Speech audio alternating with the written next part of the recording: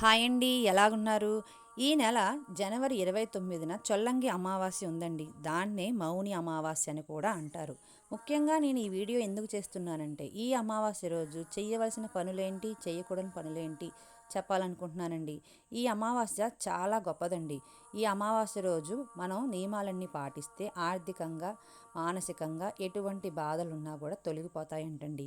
అందుకోసమే మీకోసం ఈ అమావాస్య రోజు ఏం చేయాలో చూద్దాం పదండి. ఏ అమావాస్యకి లేని విశిష్టత ఈ అమావాస్యకు ఉందండి. ఎందుకంటే పూర్వం ఋషులు మౌనంగా ఉంటూనే దైవజ్ఞానం చేసేవారు. అందుకనే మనం కూడా ఈరోజు మౌనంగా ఉంటూ దైవజ్ఞానం చెయ్యాలని దీన్ని మౌని అమావాస్య అని పిలుస్తారు. నార్త్ సైడ్ ఎక్కువగా మౌని అమావాస్య అంటారండి. మన ఆంధ్ర తెలంగాణలో మాత్రం చొల్లంగి అమావాస్య అంటారు. చొల్లంగి ప్రాంతంలో పితృకార్యాలు చేస్తారండి.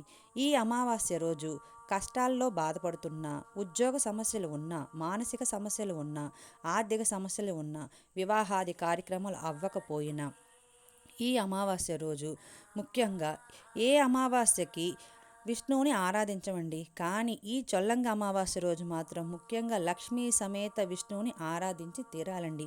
అలా ఆరాధించడం వల్ల ఆ మహావిష్ణువు యొక్క కృప మన మీద చాలా ఎక్కువ రెట్లు ఉంటుందని చెప్తారండి.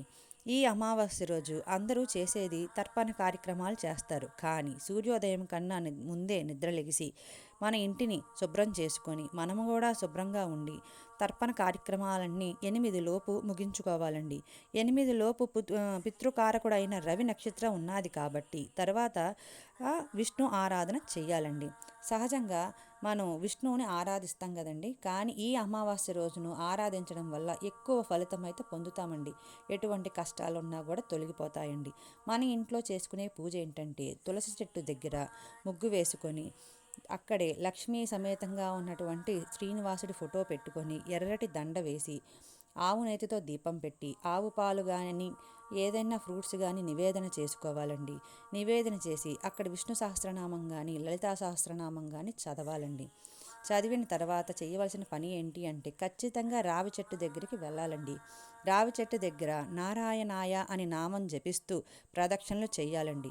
చేసిన తర్వాత నల్ల నువ్వుల మీద ఆవు నేతితో దీపం పెట్టి తూర్పు దిశగా కూర్చొని విష్ణు సహస్రనామం చదవాలి.